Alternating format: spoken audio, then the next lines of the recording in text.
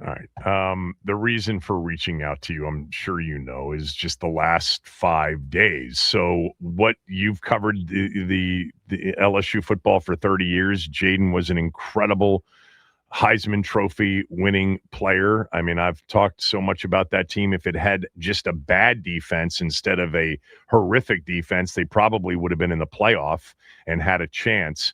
But just give me, your personal perspective on what's happened here the last few days. It's so very unfortunate, and you're right. I always said during those Daniel years, if they just would have had an average defense his last year, they could have been a national champion. Yeah. But he's a fantastic kid, always gracious, always great in interviews. I've got a little bit of a feeling for what the dynamics are behind the scenes and some off-the-record conversations that we've had with his camp. The overriding thought for me is that Jayden Daniels is knee-deep in preparing with his football team and in constant meetings and workouts and practices. And I don't think he's been behind the scenes worrying about this too much. It's somebody else on his behalf. I think you know who that is. Yeah. And of course, it's the mother. We've had 2 years of it. You guys had 2 years of it, and everybody understands that this was the family and most likely the mother. I want go ahead, continue. I don't want to inject anything until I hear you. I just and it's there's a former LSU staffer that's kind of behind the scenes as well, and close to Jayden and his mom, and I think that's where some of it's going out. And I know several media friends of mine were talking to that individual. That was festering for a week or a few weeks before it broke. Phone calls being made. What are they doing? So I'm kind of wondering how much of that was stirring the pot and getting her riled up or whatever. I just wonder at some point. First of all, I hate it for Jayden. That he should have no speed bumps or anything in front of him that causes him any issues with the LSU fan base. If the Commanders have an open date, he's the guy that you want to come here on that Saturday because they're not playing that weekend, right? And he's being acknowledged between quarters and waving to a crowd to a standing ovation. To me, it's criminal what has been done to him. Again, I don't think it's him. I just wonder.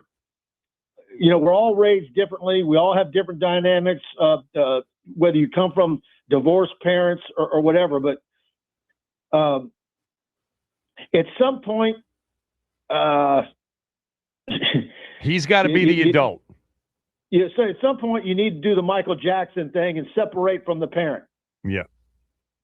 Not separate from the mother, but separate from the mother being overly involved in creating more problems than she's solving. Yes. He's got to live with this. That's his legacy. I don't know what his the end result of his full NFL career is going to be. I hope it's for him multiple Super Bowls and so forth. But one of the great things about being a former player at a school like LSU and many others is all the years is your graying to be able to go back, once a year or whenever and enjoy that time. And I don't want anything less than that for him. And so I'm actually kind of shocked by, the first 24 hours or 36, 48 hours of that last week. I couldn't tell who was getting the worst of it, whether it was LSU or him. But by the weekend, it's all been on him. Yeah. And then I'm like, well, what is the solution? It's almost like the solution is either the mom comes out and throws herself under the bus, or Jayden throws her under the bus. Right? Yeah, one of the And is the mom capable of saying, this was all my doing, Jayden had nothing to do with it? Please, I mean, I don't know what the way to do it is, but guys like him and his stature have, crisis management people and PR firms. They need to get one. They don't need to just be winging it because it looks bad for him. I'm sure it's absolutely hurt his value tremendously with potential sponsors and everything else. Yeah, the perspective, obviously we have different perspectives because he's going to play for us in a month in a regular season game, and it's a massive, crucial season for him. And he can make all of this a non-issue by going out, playing well, and leading the team to wins. He's never going to play at LSU again. So the legacy is what took a hit. And to your point, I don't know what the solution is, but I know that the lesson better have been learned, because if nothing is learned, then another big self-inflicted mistake and distraction is just around the corner. Because remember, she's his agent as well. And what you said about this, I've said it too, that the part that saddens me, because I love Jayden Daniels. I loved him in college. Everything that he's been here has been first rate. This is it. By the way, he's an introvert too, naturally. So this could not have been an easy, 24 to 48 hours, but he'll get through it. He'll get over it. The part that upsets me is that what you described, being in that bye weekend on the sideline with, Justin Jefferson or Jamar Chase watching a big game and being welcomed back. And I think from this seat, it's a recoverable relationship, but I've read that a lot of LSU people believe that it isn't. What do you say? I tell you what, I do a lot of shows. I host my own shows. And look, I think a lot of people are having fun with the memes. Look, Billy Cannon, the number 20 that's retired, that number, Heisman Trophy winner, he was he did prison time for counterfeiting money. Right. All right. It took time for that to get smoothed over and for fans to forgive him. And his later years, it was all good. Jayden Daniels in this thing is nothing compared to that. I think eventually this will blow over. And I think the LSU fans, particularly those that pay attention, know exactly or feel like you and I do. They're not blaming it on it's not him, on Jayden at all. They saw all the interviews that we did with him, which he didn't do many because, like you said, he's an introvert, but he's a quiet guy. I just don't see in him being anything about him is that prima donna thing, which is why everybody is pointing the finger at his mom.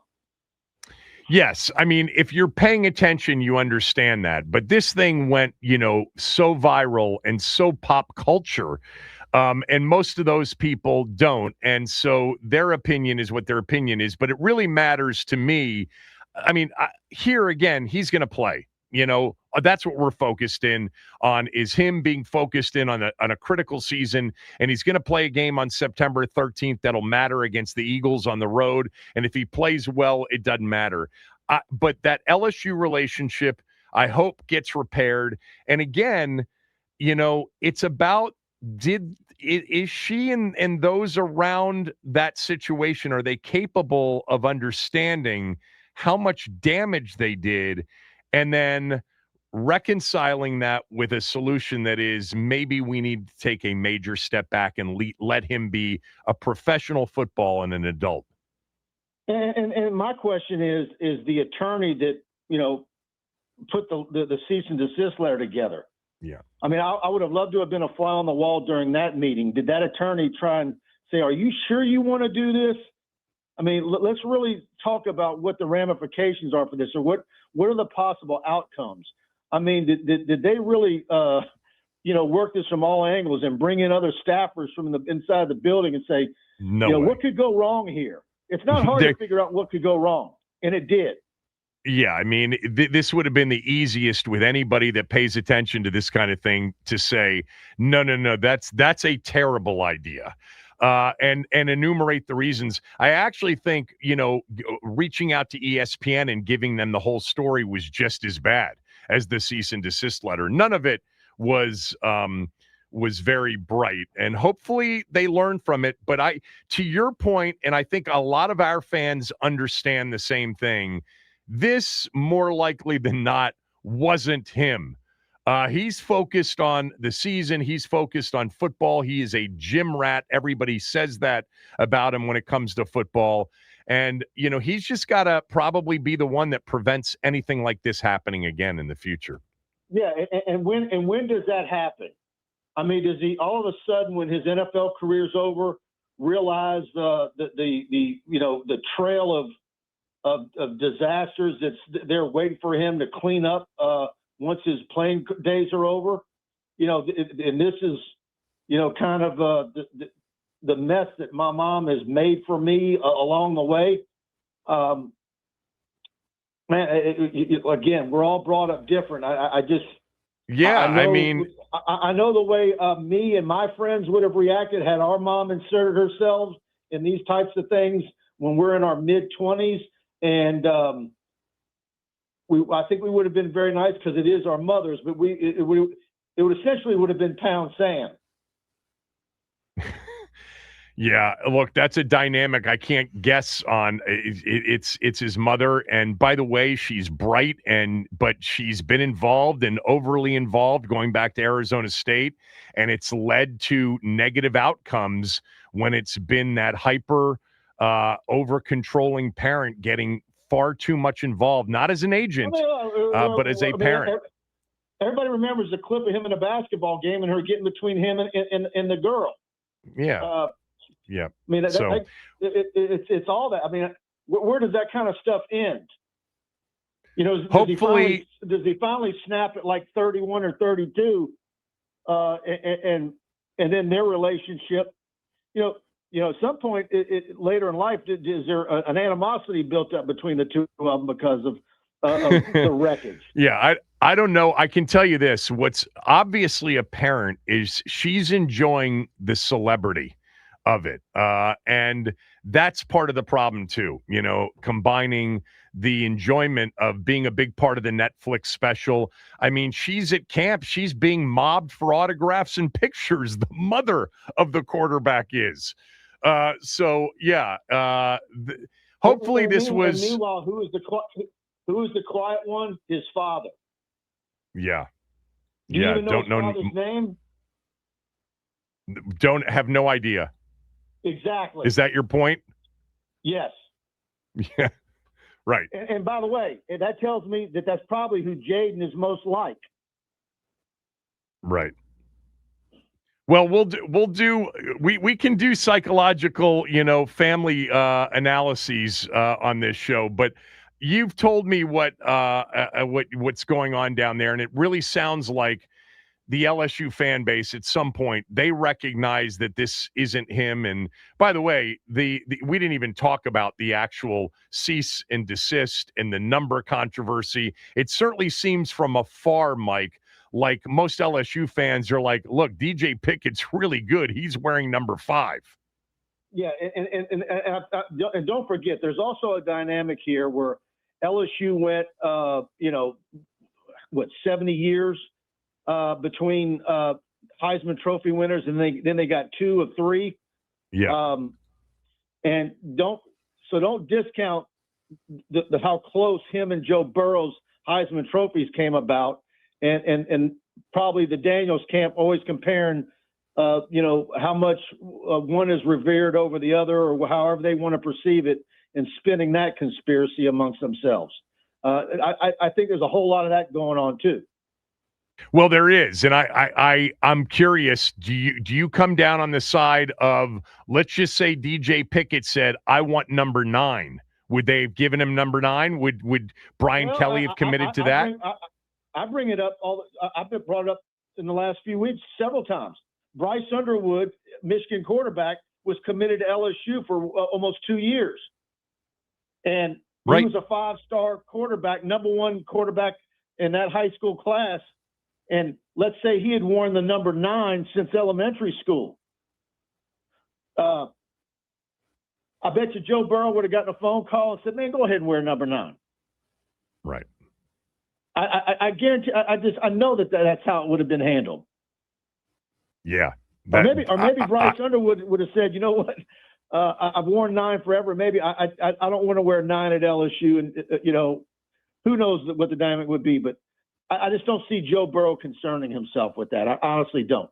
Both he and Jayden Daniels are going to get statues at LSU under the rules and the criteria for it back to back at some point in the future, regardless of all this stuff happening right now. But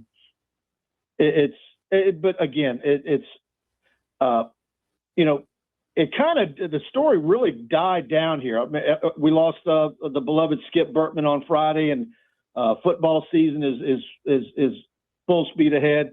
But the memes are still out there, and people are still having fun on Facebook and Instagram and so forth with it. But for Jayden, I want it repaired, because I want him to have the full benefits of the special 2 years he had at LSU and the Heisman Trophy, and that to me, that's no. I'm with you, and I think that because we've gotten to know him a little bit here, you guys had him for 2 years as well. He's so naturally likable that he's highly respected, and to see him be a national punching bag for 4 straight days was painful. It was hard, especially knowing that it wasn't him. Yes. I don't know how, whether it was post-game interviews or whatever, that anybody that walked away from him just didn't walk away saying that kid was a total sweetheart. I mean, because he just is. Hopefully he goes out and torches the Eagles on September 13th and has a season like he had 2 seasons ago. I'm expecting it. Mike, thanks so much for your time. Really appreciate it. Anytime. And I hope he all the success in the world, too, and he bounces back and has a great year. I think he will. Thanks. Mike Scarborough, everybody, from Tigerbait.com. He's been covering LSU sports and the football team for 3 decades.